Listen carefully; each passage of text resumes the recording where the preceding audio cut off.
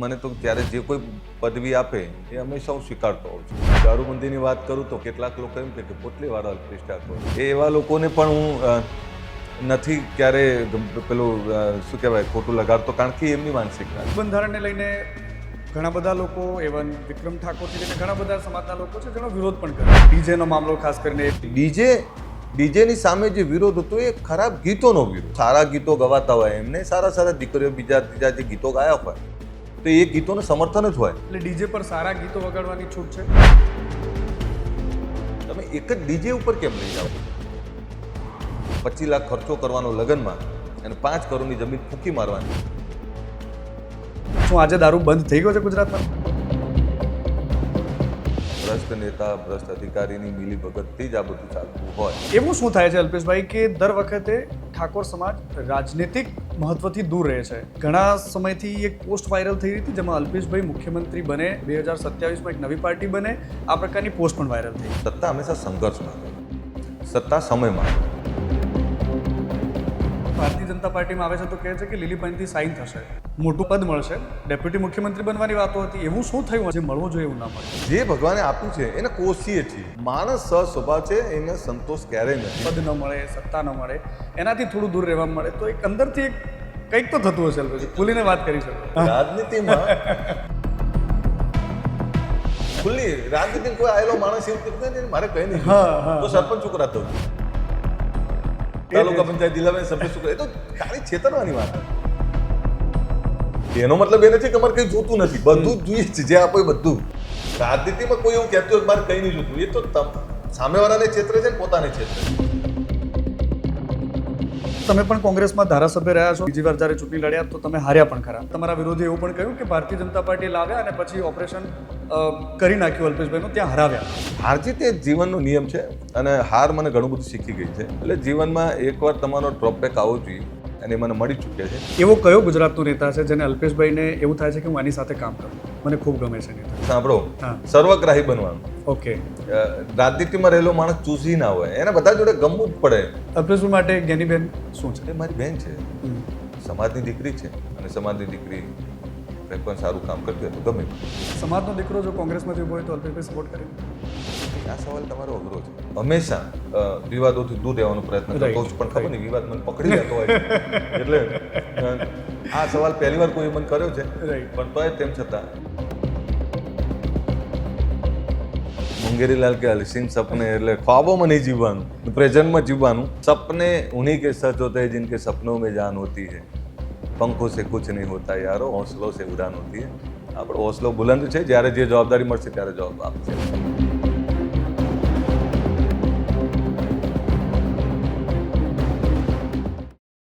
નમસ્કાર.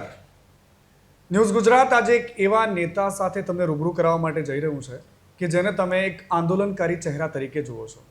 એક એવો અવાજ કે જ્યારે હાકલ પાડે છે તો હજારો લોકો દિવસ કે રાત જોયા વગર હાજર થઈ જાય.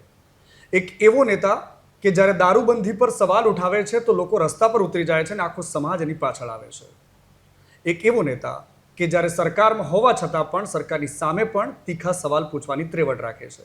એક એવો નેતા કે જે પોતાના સમાજ માટે કંઈ પણ કરવા તૈયાર છે.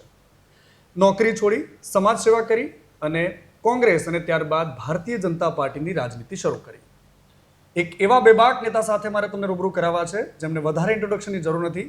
સીધા મળીએ ક્ષત્રિય ઠાકોર સેનાના સંસ્થાપક અને ભારતીય જનતા પાર્ટીના ગાંધીનગરના ધારાસભ્ય અલ્પેશભાઈ ઠાકોર સાથે. અલ્પેશભાઈ, સ્વાગત છે અમારું ન્યૂઝ ગુજરાત પ્લેટફોર્મ પર.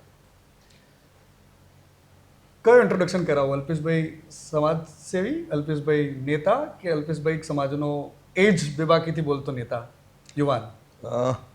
ઇન્ટ્રોડક્શન તો તમારું કામ જ હોય. રાઈટ. જ્યારે જે જરૂર પડી, જ્યારે જે કામ પડ્યું એ કામ મેં કર્યું છે. જ્યારે જે રોલની જ્યારે જે જરૂર પડી હોય, જરૂર હતી સમાજના દૂષણો સામે લડવાની, ત્યારે સમાજની એકતાના દર્શન કરાવ્યા, સમાજમાં જાગૃતિ લાવ્યા, વ્યસન મુક્તિ શિક્ષણની વાત કરી, એકતાની વાત કરી, રોજગારની વાત કરી. જરૂર પડી તો પોલિટિક્સ પણ પસંદ કર્યું અને પોલિટિક્સમાંથી અત્યારે સમાજ જીવન, રાજકીય જીવન સાથે કામ કરી રહ્યો છું. એટલે મારી જિંદગીના ચડાવ ઉતારમાં ઘણો બધો તૈયાર થયો છું, ઘણો બધો પોલિશ થયો છું અને અત્યારે ગંભીરતાથી બહુ સભાનતાથી સમાજનું કામ કરી રહ્યો છું, મારા વિસ્તારનું કામ કરી રહ્યો છું, ગુજરાતની જનતાની સેવા કરી રહ્યો છું. એટલે તમે જે મને તો ત્યારે જે કોઈ પદવી આપે એ હંમેશા હું સ્વીકારતો હોઉં છું. ઓકે. પણ એમાં દારૂબંધીની વાત કરું તો કેટલાક લોકો એમ કે પોટલીવાળા અલ્પેશ ઠાકોર, એટલે એવા લોકોને પણ હું નથી ક્યારે પેલું શું કહેવાય ખોટું લગાડતો, કારણ કે એમની માનસિકતા છે. રાઈટ. એક વાર ચોક્કસ છે કે સારું કરો છો તો સમર્થન કરે છે, સારું કરો છો તો એક ટીકા કરે છે. એટલે એક જે લખે છે હું એવું માનું છું કે એ લોકોને એવું છે કે આ જે વ્યસન મુક્તિની વાત કરે છે એ ના કરવી જોઈએ, એટલે કેટલાક દારૂડિયા આવી જાય ટીકા ટિપ્પણીઓ કરવા. એમ જ્યારે જે જરૂર પડી ત્યારે મેં મારો રોલ બખૂબી નિભાવ્યો છે અને એમાં સફળ પણ થયો છું. અલ્પેશભાઈ, તમે સમાજ સેવાના કામો કર્યા અને સમાજ તમારી સાથે ત્યારે પણ જોડાયો કે જ્યારે તમે અડધી રાત્રે હાકલ કરી, સમાજનું બંધારણ ઘડવા માટે તમે આગેવાની લીધી, તો કોંગ્રેસ કે ભાજપ કે સામાજિકના જે તમારા અંદરોઅંદરના રાગ દ્વેષ બધું જ ભૂલીને આખો સમાજ અડધી રાત્રે ગાંધીનગરમાં ભેગો થયો. આવું કદાચ મને જ્યારથી હું રાજનીતિને સમજું છું, જાણું છું ત્યાં સુધી પહેલીવાર રાજકીય વાડાઓને છોડીને અલ્પેશ ઠાકોરની આગેવાનીમાં અડધી રાત્રે સમાજ ભેગો થાય છે. એને તમે કેવી રીતે જુઓ છો? એટલે આપણે કહું કે છેલ્લા ઘણા વર્ષોથી મેં ધગધગતા તડકામાં 45 ડિગ્રી ગરમીમાં પણ વગર મંડપે વગર પાણીએ બોલાવ્યા ત્યારે પણ આવ્યા. રાઈટ. મેં અડધી રાતે બોલાવ્યા ત્યારે પણ આવ્યા અને સવારે વહેલી સવારે પણ આવ્યા.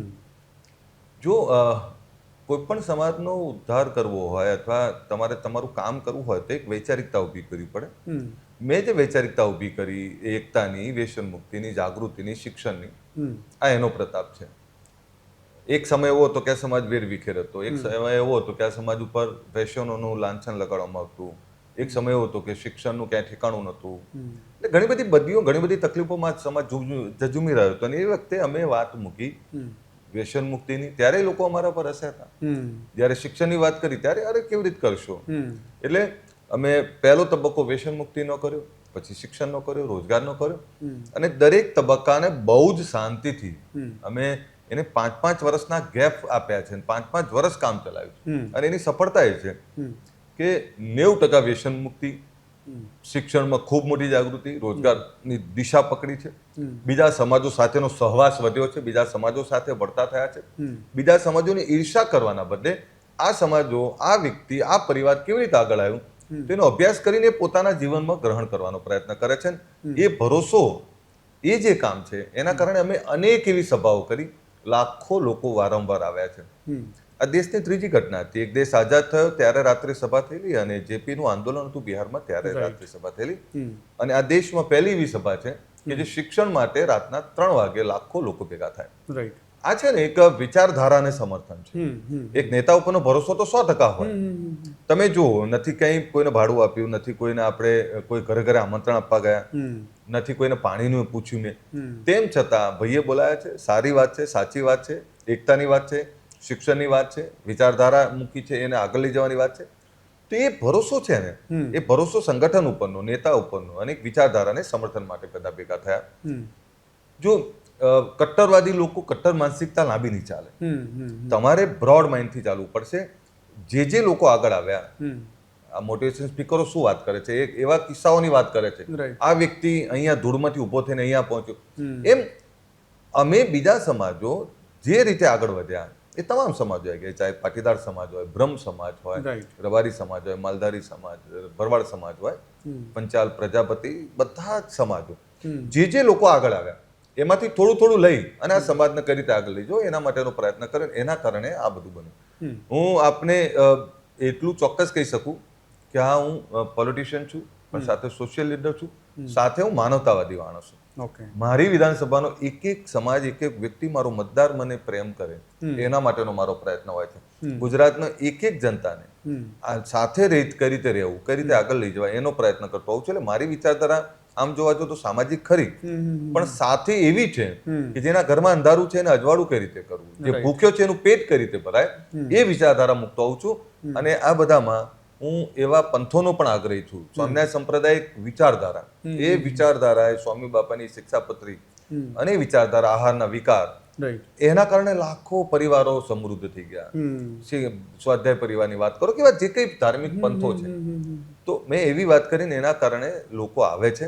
રાઈટ. હું વાત કરું છું માનવતાની, વાત કરું છું એકતાની, વાત કરું છું સમાનતાની, વાત કરું છું ભાઈચારાની. ક્યાંય કટ્ટરવાદ, ક્યાંય તલવાર બંદૂકો ફોડવાની વાત નથી કરતો ને એના કારણે દરેકને આફ્ટર ઓલ શું જોઈએ રાઈટ. કે સમૃદ્ધિ જોઈએ, એની આવક વધે, એના ઘરમાં એના બાળકોને સારું ભણે, સારી સમૃદ્ધિ આવે, એવા વિચારો આપું છું ને એટલે આવે છે બધા. તમારા વિચારો બહુ સુંદર છે, પણ અલ્પેશભાઈ, સમાજ જ્યારે તમે બંધારણની વાત કરી, અડધી રાત્રે જ્યારે લોકો ભેગા થયા, મોટી સંખ્યામાં નેતાઓ બધા વાડા ભૂલીને ભેગા થયા, પણ એ જ બંધારણને લઈને ઘણા બધા લોકો, એવન વિક્રમ ઠાકોરથી લઈને ઘણા બધા સમાજના લોકો છે જેનો વિરોધ પણ કર્યો. ડીજેનો મામલો ખાસ કરીને એ ચર્ચામાં રહ્યો. એના પર આપનું શું મંતવ્ય છે? ના, જો એમણે વિરોધ નહીં કર્યો, બધા એને અલગ રીતે મૂલવે છે. જે વ્યક્તિ જે ફિલ્ડમાંથી આવે છે, ધારો કે અમારે વિક્રમભાઈ એ સાંસ્કૃતિકમાંથી આવે છે, એ કલાકાર છે, એ કલાકાર પોતાની સાથે જોડાયેલા લોકોની ચિંતા કરે, સ્વાભાવિક છે. અને એમણે જે વાત મૂકી કે ભાઈ ડીજે બંધ થવાનું કારણ શું, હકીકતમાં એક આગેવાન તરીકે અમારે પણ એમને થોડુંક કન્વિન્સ કરવા પડે. વાત એ મૂકવી પડે કે ડીજેની સામે જે વિરોધ હતો એ ખરાબ ગીતોનો વિરોધ. સારા ગીતો ગવાતા હોય, એમને સારા દીકરીઓ બીજા ત્રીજા જે ગીતો ગાયા હોય તો એ ગીતોનું સમર્થન જ હોય. એટલે કોઈ કલાકારોએ વિરોધ નહીં. કલાકારોની વાત એવી જ હતી કે ભાઈ ડીજે બંધ કરાવો છો તો જે લોકોએ બધું રોકાણ કર્યું છે એનું શું. તો એમાં 2-3 વસ્તુ હતી કે સમાજમાં એક અવાજ ઉઠી રહ્યો હતો કે ભાઈ ડીજેમાં ગંદા ગીતો વાગે છે, ખોટા ગીતો વાગે છે. જ્યાં જો સંગીત છે ને એ તમને ધર્મનું જ્ઞાન આપે, સંગીત તમને પ્રેમ કરતા શીખવાડે, સંગીત તમને સંસ્કાર આપવાનું કામ કરે, સંગીત સુરાતન આપે, સંગીત એમાં ઘણી તાકાત પડેલી છે. તમે આ તાનારીનો કિસ્સો છે કે વરસાદ વરસી જતો, એટલે તમે સમજો રાગ મલ્હારની વાત થાય અને એમ સંગીતે ઘણું બધું આપે છે. એટલે એમણે કોઈ વિરોધ નતો કર્યો, એમણે વાત મૂકી હતી એ પોતાના સાથે જોડાયેલા લોકોની, અને વાત વ્યાજબી પણ હતી, પણ સાથે એ પણ વાસ્તવિકતા હતી કે આગેવાનો અને બધાનો એક જે મત હતો કે જે ડીજેમાં બેફામ ગીતો ગવાય, ડીજેમાં લોકો ઝઘડે. અમારા ખેડા આણંદમાં સામસામે ડીજેની કોમ્પિટિશન થતી અને એમાં ઝઘડા થાય તો સંગીત સંસ્કાર આપે, સંગીત ઝઘડા થોડું કરાવે. એટલે એનો વિરોધ હતો અને એમાં કોઈ એક વ્યક્તિએ બનાવેલું બંધારણ નહોતું. બનાસકાંઠામાં ગામે ગામ સભાઓ થઈ, હજારો લાખો લોકોએ પોતાનો મત આપ્યો, 2 થી 3 લાખ લોકોએ સિગ્નેચર કરી છે અને એના નિયમો બન્યા છે. આ કોઈ વ્યક્તિએ બનાવેલું બંધારણ નથી. અને એ બંધારણ જ્યારે રીતે બન્યું હોય ત્યારે એમણે પણ મંથન કરી, અમે એમને વાત કરી કે વાત ખાલી સારા ગીતોની છે, કોઈ સંગીતનો વિરોધ તો ક્યાંય ચાલવાનો જ નથી. સંગીતનો વિરોધ કોઈ નથી કરતું, પણ વાત એ છે કે સંગીત એક એવું સંગીત જેનાથી સહપરિવાર સાંભળી શકાય, જેનાથી દીકરી માટેનું ગીત ગવાય તો એકની આંખમાં આંસુ હોય, માની ભક્તિ થતી હોય તો એના રૂવાડા ઉભા થવા જોઈએ. એટલે સારા સંગીતની ફેવરની વાત છે. ખરાબ સંગીતને કોઈ સમર્થન નથી કરતું, એ પણ નહીં કરતા હોય, કોઈ નથી કરતું. એટલે કોઈ એકબીજાનો વિરોધ નથી કર્યો, દરેકે પોતાની વાત મૂકી છે ને હું એમાં ઘણીવાર દરેક બાબતોમાં હું સંમત હોઉં છું. એટલે ડીજે પર સારા ગીતો વગાડવાની છૂટ છે? ના, હું નક્કી ના કરી શકું. હું ફરીથી તમને એ સમાજે બંધારણ નક્કી કર્યું. જે અમે વાત મૂકીએ છીએ અમારે એમને ખુલાસો તો કરવો પડે ને. બરાબર છે. ધારો કે અમારા જે કલાકાર મિત્રો છે કે અમારા ભાઈઓ છે તો એમને એવું થયું હોય તો વાત એ જ મૂકીએ અમે કે ભાઈ સારા સંગીતની વાત કરો, સારું સંગીત પીરસો, બસ વિષય આટલો જ છે. પણ આ બંધારણ બદલવાનો ના મને અધિકાર છે ના કોઈ વ્યક્તિને અધિકાર છે. તો સમાજે બનાવેલું બંધારણ છે અને સમાજે અપનાયેલું બંધારણ છે અને જેમાં ખોટા ખર્ચાઓ, કુરિવાજો અને એકલા તમે એક જ ડીજે ઉપર કેમ લઈ જાઓ? બીજા મુદ્દા પર હું આપને એ જ કહું કે અનેક એવા મુદ્દાઓ હતા જેનાથી સાદગી આવતી હતી, જેનાથી ખર્ચાઓમાંથી બહાર નીકળાતું હતું, જેમાંથી સમાજમાં સમાનતા આવતી હતી. સમાજમાં અમીર હોય કે ગરીબ હોય બધા એક બંધારણ નીચે લગ્ન કરવા, અને તમે એ નથી જોતા કે આખા સમાજે બંધારણ અપનાવી લીધું, ઉઠાઈ લીધું. એટલે એટલીસ્ટ પાટણ બનાસકાંઠાના એ જે તાલુકાઓમાં બંધારણનો અમલ થયો ત્યાં તો લોકોએ આને અપનાવી લીધું છે અને એમાં કરોડો રૂપિયા બચ્યા છે. એટલે ફરીથી તમને કહું કે લગ્ન દીકરો ડોક્ટર, એન્જિનિયર, આઈપીએસ હોય કે કલેક્ટર હોય, એવા કોઈ સમૃદ્ધ લોકો કરતા હોય તો આપણે માની પણ લઈએ. પણ અમીરો લગ્નમાં ખોટો ખર્ચો કરે, ખૂબ કરે, એટલે પછી દેખાદેખીમાં બીજો ખર્ચો કરીને દેવાદાર બનવું, અમારો વિરોધ એ હતો. પણ પછી તો જે આ બંધારણ બન્યું છે એ તો એટલું સારું છે કે એમાં સમાનતા છે. એટલે ઊંચ નીચના ભેદભાવ ભૂલી અને બધા એક બંધારણ એક સમાન અધિકારમાં બધા જીવે. હમણાં મારા ભત્રીજાના લગ્ન અમે ઘરમાં 15,000 કરી લીધા પાછા. એટલે ફરીથી તમને કહું, લગ્નના ખોટા ખર્ચા કરવાથી લોકોને 24 કલાક પહેલા જમેલું યાદ નહીં હોતું, તો દેખાદેખી ના કરે. આ તમારા આનંદ માટે જે કરવું એ કરો ને, તમને ગમે બધું જ કરો. અને એવું કોણે કીધું કે 1 લાખ માણસમાં જ આનંદ આવે? 100 લોકોના પ્રસંગમાં પણ ખૂબ આનંદ આવી શકે. એટલે બંધારણનો સારો અમલ થયો છે. એક બે મુદ્દાઓમાં કહીએ છે તો વર્ષે ફરતી મળશે, હવે વર્ષ થવા આવશે એટલે ત્યારે મંથન કરીશું. એમાં અવકાશ છે. હા, એમાં અવકાશ છે જ. બધા મંથન કરીને બધા પોતપોતાનો મત મૂકે. પણ વાત તો એ જ છે ને, ફરીથી કહું કે સંગીત એ સંસ્કારનું સિંચન કરે. સંગીત એક સારું સંગીત પીરસાય, ખરાબ સંગીતનું કોઈ સમર્થન ના કરે. બિલકુલ. અને અલ્પેશભાઈનો જે બીજો મુદ્દો રહ્યો, સમાજ 100% એ રસ્તા પર આગળ વધી રહ્યો છે. કારણ કે જે પ્રકારે દેખાદેખીમાં લાખો રૂપિયા, અને મેં ખુદ જોયા છે અલ્પેશભાઈ, કે પોતાની જમીન ગીરવે મૂકીને પણ લોકો લગ્નના એટલે હું એ જ કહું તમને કે બતાડી દેવું છે, ભલે વીઘો ઓછો કરી નાખો. રાઈટ. મા બાપે ધાર્યું તો એ નતા વેચી શકતા. આપને કહું, પેટે પાટા બધી કાળી મજૂરી કરીને જે જમીનો બચાવી, બીજાને દેખાડવા માટે ના વેચાય. અને 25 લાખ ખર્ચો કરવાનો લગ્નમાં, અને 5 કરોડની જમીન ફૂંકી મારવાની. 1 વર્ષના અંતે એ જ દીકરાના ગજવામાં 5,000 ના હોય ત્યારે દીકરો મા બાપને સવાલ તો કરે. બિલકુલ. કે તમે આ જે દેખાદેખીમાં ખોટો ખર્ચો કર્યો, બાપા મને તો ખબર નથી પડતી, પણ તમને તો પડતી હતી ને કે આવા ખર્ચા ના કરાય. તો એ વખતે દીકરો માફ ના કરે. એટલે એવા અનેક લોકોને જોયા છે કે દેખાદેખીમાં જમીન જાગીરી કોઈ બેઠા દાગીના વેચી મારે, ગીરવે લે, વ્યાજે પૈસા લે. એટલે એ બધું જોયા પછી સમાજે નક્કી કરેલું હતું, એનાથી સમાજને ફાયદો. બિલકુલ. અને આ સરાહનીય નિર્ણય છે. એમાં કોઈ સવાલ કે એમાં વાંધા વચકો ન હોઈ શકે. અને સમાજ જ્યારે નક્કી કરે છે તો એમાં સુધારાની અવકાશ પણ હોય છે. બીજો એક મુદ્દો જે સમાજ નક્કી કરે ને ત્યારે કોઈ વ્યક્તિ એવું ના કહે, હું એવું ના કહી શકું કામ કરો તેમ કરો. રાઈટ. આફ્ટર ઓલ ફરતી સમાજને જ કહેવું પડે. રાઈટ. બિલકુલ. બીજો એક મુદ્દો જે અલ્પેશભાઈ સાથે જોડાયેલો રહ્યો એ હતો દારૂબંધીનો મુદ્દો. અલ્પેશભાઈ જે બેબાકીથી દારૂબંધીના મુદ્દાની સાથે આંદોલન કર્યું અને જે મુદ્દાની સાથે આક્રમકતાથી લડ્યા, એમાં કેટલી સફળતા મળી છે? શું આજે દારૂ બંધ થઈ ગયો છે ગુજરાતમાં અલ્પેશભાઈ? ગુજરાતમાં દારૂ બંધ કરાવવા નતા નીકળ્યા. અચ્છા. સમાજ માટે ફરીથી આપને કહું કે જો આ છે ને આદિ અનાદિકાળથી ચાલી આવતી એક બદી છે. જ્યારે સમુદ્ર મંથન થયું ત્યારે જે વિષ હતું એ શું હતું? આ જ હતું ને બધું. રાઈટ. એટલે ફરીથી તમને કહું, હું તો ઈચ્છું કે ગાંધીને સદાના ગુજરાતમાં ક્યાંય ટીપુ દારૂ ના વેચાય. પણ એ સાથે એ પણ વાસ્તવિકતા તમને કહું કે અમે શરૂઆતમાં દારૂના અડ્ડાઓ બંધ કરાવવા નીકળ્યા, અમે બહુ બધું લડ્યા. પણ પછી બુટલેગરો સામે આ રોજ પેલા એટલા બધા બુટલેગરો કે કેટલું ચકર કરે, અમારા છોકરાઓ પર ખોટા કેસ થાય. એનું ફરીથી તમને કહું, ભ્રષ્ટ નેતા, ભ્રષ્ટ અધિકારીની મિલી ભગતથી જ આ બધું ચાલતું હોય, આ સમજીને ચાલવાનું.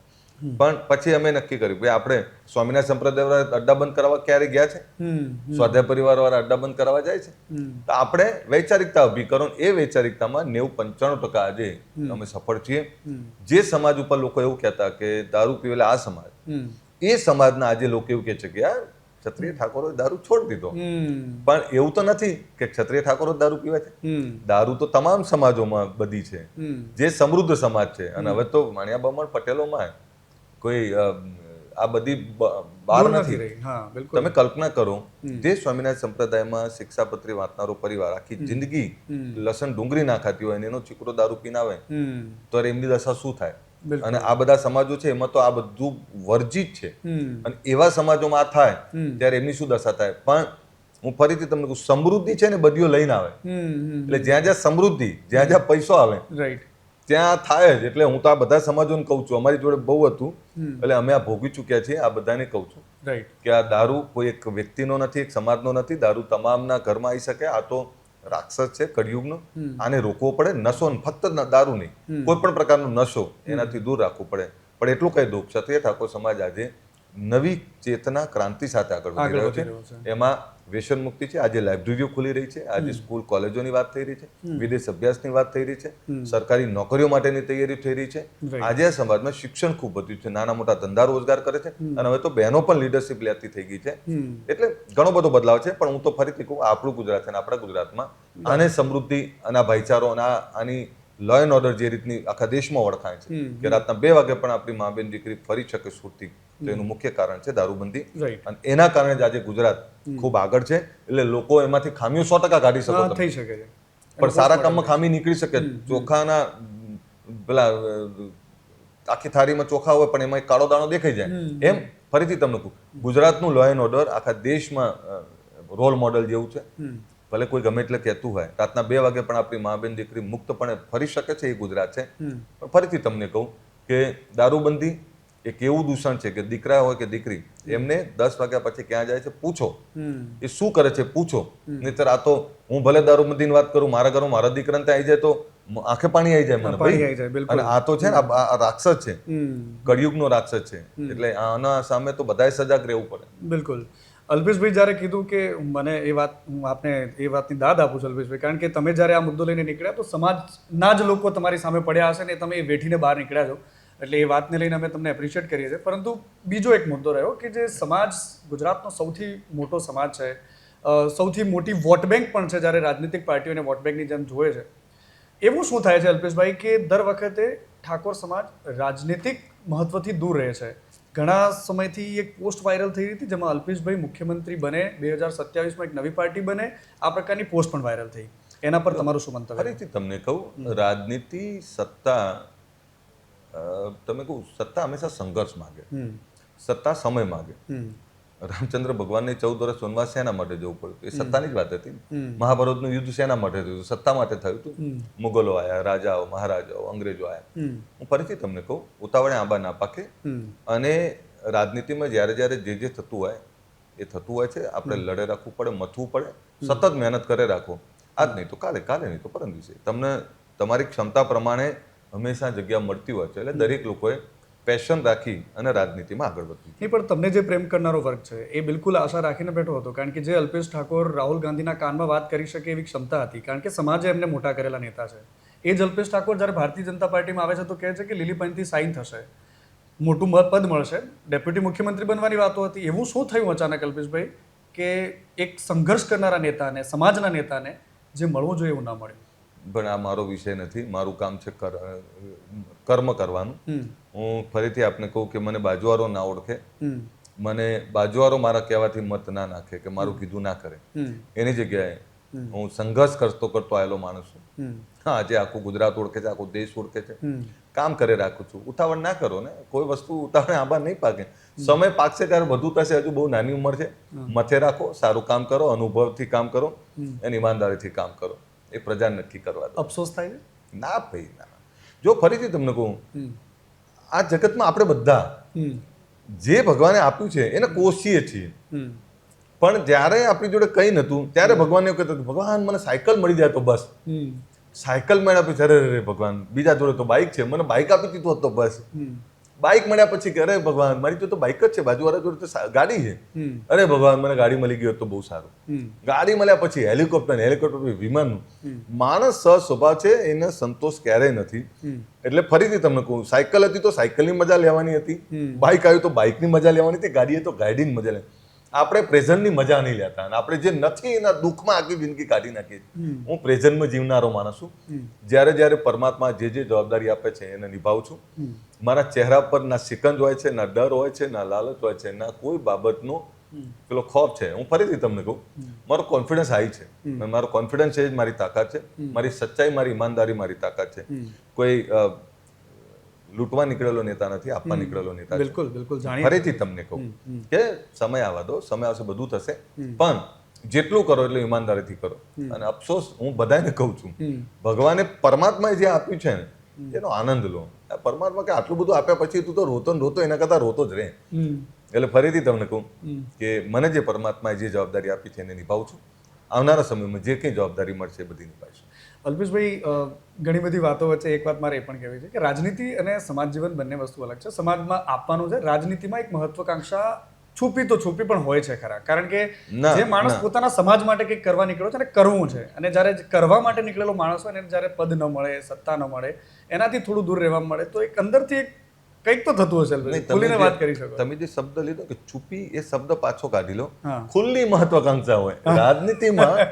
ખુલ્લી રાજનીતિમાં કોઈ આવેલો માણસ એવું કહે મારે કઈ નહીં તો સરપંચ છોકરા થવું. Right right. તાલુકા પંચાયત, જિલ્લા પંચાયત સભ્ય છોકરા, એ તો ખાલી છેતરવાની વાત. છેતરવાની. હું ફરીથી તમને કહું, મને જે જવાબદારી મળે છે નિભાવવા માટે 100% તૈયાર છું. મેં હમણાં એવું કીધું, મને બીજી જવાબદારી મળશે તોય નિભાવીશ. એનો મતલબ એ નથી કે અમારે કઈ જોતું નથી, બધું જ જોઈએ છે. જે આપો એ બધું. રાજનીતિમાં કોઈ એવું કહેતું હોય મારે કઈ નહીં જોતું, એ તો સામેવાળાને છેતરે છે ને પોતાને છેતરે છે. હમ. રાજનીતિમાં દરેકને યોગ્ય જગ્યાએ જવું જ હોય, પણ જેની જે ક્ષમતા હોય ત્યારે એને ન્યાય મળતો હોય છે. ઉતાવળે આંબા ના પાકે. ફરીથી કહું, જ્યાં જેટલું થાય એટલું ઈમાનદારીથી મથે રાખો, કામ કરે રાખો, મજાથી કરે રાખો, લોકોની સેવા કરો, સમય કહેશે. બિલકુલ. મને આ ઇન્ટરવ્યૂ કરવા માટે આવતો હતો અલ્પેશભાઈ, તો ઘણા બધા પત્રકારોએ પણ કીધું કે અલ્પેશભાઈ જ્યારે તમે મળો તો એક સવાલ ચોક્કસ પૂછજો કે અલ્પેશભાઈ, જો તમે મુખ્યમંત્રી બનો છો તો તમે પહેલા 3 કામ કયા કરવા માંગો છો? જો બનો છો તો રાજનીતિમાં અવકાશ ખુલ્લો હોય છે. જે જોન તોના જવાબ નથી. હા. જ્યારે જે જવાબદારી મળશે ત્યારે જવાબ મળશે. બાકી જોન તોના મુંગેરીલાલ કે હસીન સપને એટલે ખ્વાબોમાં નહીં જીવવાનું, પ્રેઝન્ટમાં જીવવાનું. સપને उन्हीं के सच होते हैं जिनके सपनों में जान होती है. વાહ. पंखों से कुछ नहीं होता यारो, हौसलों से उड़ान होती है. હા. આપણો હौसલો બુલંદ છે. જ્યારે જે જવાબદારી મળશે ત્યારે જવાબ આપી છે. એક તાજેતરમાં સીજે ચાવડાનો એક ઓડિયો સામે આવ્યો. સીજેભાઈ એવું કીધું કે કોંગ્રેસમાંથી ભાજપમાં હું આવ્યો તો મને 2 કરોડ રૂપિયા મળ્યા છે. ઓડિયોની અમે પુષ્ટિ નથી કરતા, પણ ઓડિયો એમનો હોય એવી વાત સામે આવી છે. શું આવી કોઈ ડીલિંગ થાય છે? કારણ કે તમે પણ કોંગ્રેસમાં ધારાસભ્ય રહ્યા છો, ત્યારબાદ રાધનપુરમાં તમે બીજી વાર જ્યારે ચૂંટણી લડ્યા તો તમે હાર્યા પણ ખરા. ઘણા બધા તમારા વિરોધી એવું પણ કહ્યું કે ભારતીય જનતા પાર્ટીએ લાવ્યા અને પછી ઓપરેશન કરી નાખ્યું અલ્પેશભાઈનું, ત્યાં હરાવ્યા. આ બંને સવાલો એક સાથે છે, એનો જવાબ તમારે આપો. આપણે કેવું છે ખબર છે, માનસ સહજ સ્વભાવ છે. જીતો તો કે મેં બહુ જ જોરદાર, લોકો મને બહુ આમ કર્યું, હારો તો કે તમે હરાયા. અચ્છા. એવું બધું ના હોય. ઓકે. હાર જીત એ જીવનનો નિયમ છે, અને હાર મને ઘણું બધું શીખી ગઈ છે. એટલે જીવનમાં એકવાર તમારો ડ્રોપબેક આવવો જોઈએ, અને મને મળી ચૂક્યા છે. બીજું, મને કંઈ ખબર નથી કે કોના કયા શું બાબત હોય છે. હું કોઈની બાબતમાં એટલે ટીકા ટિપ્પણી નહીં કરતો. મારો તે વિષય છે નહીં. મારો વિષય ચોખ્ખો છે. એક એવી સત્તા જેનાથી મારા એ લોકોનું મદદ કરી શકું, એ સત્તા માટે મથી રહ્યો છું. અને એવી સત્તા કે જેનાથી અંધારા ઘરોમાં અજવાળું થાય. એક એવી સત્તા જેનું કોઈ ના હોય એને સાંભળનાર હોય. એક એવી સત્તા કે જેને ઘણું બધું જોઈએ છે અને આપી શકું, એક એવી સત્તા માટે મથી રહ્યો છું. મારા નાના 3 સવાલો છે, એક લાઈનમાં જવાબ આપશો તો પણ ચાલશે. અલ્પેશભાઈ, એવો કયો ગુજરાતનો નેતા છે જેને અલ્પેશભાઈને એવું થાય છે કે હું આની સાથે કામ કરું, મને ખૂબ ગમે છે નેતા? નહીં, મને બધા જોડે કામ કરવું ગમે. તમે સાંભળો, સર્વગ્રાહી બનવાનું. ઓકે. રાજનીતિમાં રહેલો માણસ ચૂસી ના હોય, એને બધા જોડે ગમવું જ પડે. મને ચાની કેટલી વાર જોડે ગમે છે, અને મને ઉદ્યોગપતિ જોડે ગમે છે, મને બધા જોડે ગમે છે. એટલે બધા એ ગામના સરપંચ જોડે કામ કરવાની વધારે મજા આવે. હું એવું માનું, શીખવું હોય તો ગામના સરપંચ જોડે વધારે અનુભવ હોય. પણ અમારા નેતાઓ છે ગુજરાતમાં, ભૂપેન્દ્રભાઈ, હર્ષભાઈ, જગદીશભાઈ, ઘણા બધા નેતાઓ છે. એટલે એવા નેતાઓ જે ઘણા બધા નેતાઓ છે ગુજરાતમાં. કેટલા બધા નેતાઓ છે. કોઈ નેતાને તમે નજરઅંદાજ ના કરી શકો. આ બધાએ પોતાના વર્ષોના કામોનું ભાથું લઈ, વર્ષોના અનુભવથી બેઠા છે. એટલે આમાં ચોઈસ કરવું કોઈ પણ નેતા માટે અઘરું છે. પણ એ દરેક લોકો સાથે કામ કરવું છે જે પોઝિટિવ થિંકિંગથી કામ કરતા હોય, જે સામાન્ય લોકોની ચિંતા કરતા હોય. બધા નેતાઓ સાથે કામ કરવું ગમે. અલ્પેશભાઈ માટે જ્ઞાનીબેન શું છે? એ મારી બહેન છે, સમાજની દીકરી છે. એટલે વધારે એમાં નહીં હું કહું, પણ સમાજની દીકરી છે, અને સમાજની દીકરી કંઈ પણ સારું કામ કરતી હોય તો ગમે મને. સમાજનો દીકરો જો કોંગ્રેસમાંથી ઉભો હોય તો અલ્પેશભાઈ સપોર્ટ કરે? નહીં, આ સવાલ તમારો અઘરો છે. અઘરો છે. આ અઘરો સવાલ છે. હું અત્યારે ભારતીય જનતા પાર્ટીનો ધારાસભ્ય છું, ભારતીય જનતા પાર્ટીનો નેતા છું. મારી પાર્ટી જ્યારે જે જવાબદારી મને આપે, મારી પાર્ટી મને એવું કહી દે કે તારે ધારાસભ્ય નહીં રહેવાનું, તો એ મારી જવાબદારી છે જે હું ના રહી શકું. મારો નિર્ણય, પોલિટિકલ નિર્ણય, એ મારી પાર્ટી જ્યારે મને જે કોઈ આદેશ કરે ત્યારે મારે માનવો પડતો હોય છે. ને કોઈ પણ પાર્ટી હોય, દરેક પાર્ટીમાં મેં તો 2 અનુભવ કર્યા છે. ત્યારે જ્યારે જે પાર્ટીમાં જે લડતો ત્યારે એ અમારા સમાજના લોકોએ મારી વિરુદ્ધ પ્રચાર કર્યો છે. એટલે એમાં આ સવાલ છે ને, ખૂબ અઘરો છે. પણ હું ફરીથી તમને કહું કે હું ભારતીય જનતા પાર્ટીનો નેતા છું. મારી પાર્ટી એ મારી પાર્ટીનો આદેશ, મારા નેતાઓનો આદેશ, આદરણીય નરેન્દ્રભાઈ, અમિતભાઈ શાહ સાહેબનો આદેશ મારા માટે મોટો છે. પણ ફરીથી તમને કહું, હું હંમેશા વિવાદોથી દૂર રહેવાનો પ્રયત્ન કરતો છું. પણ ખબર નહીં, વિવાદ મને પકડી લેતો હોય છે. એટલે આ સવાલ પહેલી વાર કોઈ મને કર્યો છે, પણ તોય તેમ છતાં મારી તો તમે નિખાલસતાથી જવાબ આપ્યો છે તમે, અને અમને, અમારા દર્શકોને પણ ગમશે જ, કારણ કે એ સવાલનો જવાબ કોઈની પાસે કદાચ ના જ હોય. ઓબીસી એકતા કેટલી જરૂરી છે? કારણ કે એક બાજુ વાતો થઈ રહી છે, ઓબીસી અનામત માટેની વાતો થઈ રહી છે. તમને શું લાગે છે કે ઓબીસી એકતા અત્યારના સમય માટે કેટલી જરૂરી છે? નહીં, ફરીથી તમને કહું, ગરીબો એક થવું જોઈએ. ગરીબ એક થઈ અને અમીરો જોડે જવું જોઈએ. એટલે ગરીબ એક થાય તો જ પોતાના હક અને અધિકારની વાત કરી શકે. અને ગરીબોની એકતા જરૂરી છે. ગરીબોએ પછાતો એક રહી અને કામ કરવું જોઈએ. હું એવું નથી કહેતો કોઈની સામેની વાત, પણ દરેક ગરીબે એક થઈ અને પોતાના વિકાસની વાત કરવી પડે. દારૂબંધીમાં કેટલું ખૂટે છે જે સરકાર પાસે શું અપેક્ષા છે એકદમ વન લાઇનર પર સરકાર ગમે એટલું કરે પણ ફરીથી તમે કહું લોકોએ સ્વયં જોડાવવું પડે. રાઈટ મારા ઘરમાં બધી ના આવે કારણ કે સરકાર ઉપર આક્ષેપ કરીને છૂટી જઈશું પણ મારો છોકરો સુધરશે એટલે મારા ઘરમાં બધી ના આવે તો એના માટે મારે જાતે ધ્યાન રાખવું પડે. મારા પરિવારનો મારો દીકરો અડાવડા રસ્તા નથી તેનું ધ્યાન મારે રાખવું પડે. બિલકુલ અલ્પેશભાઈ ખૂબ ખૂબ આભાર તમે દિલ ખોલીને વાત કરી અને તમારો સમય આપ્યો. Thank you so much. અને આ એ જ નેતા છે કે જેની ઓળખ આવા સવાલોનો સામનો કરવાની છે, જેની ઓળખ જ છે કે જે કપરા સમયને ચીરીને બહાર નીકળવાની જેની પોતાની ઓળખ છે. અલ્પેશભાઈ મારી સાથે જોડાયા, દિલ ખોલીને વાતો કરી છે. તમામે કપરા સવાલો હસતા હસતા મેં પૂછવાનો પ્રયાસ કર્યો, એમણે એટલા જ શાલીનતાથી જવાબ આપવાની કોશિશ કરી છે. થેન્ક યુ સો મચ અલ્પેશભાઈ. ચલો આભાર. Thank you. Thank you sir.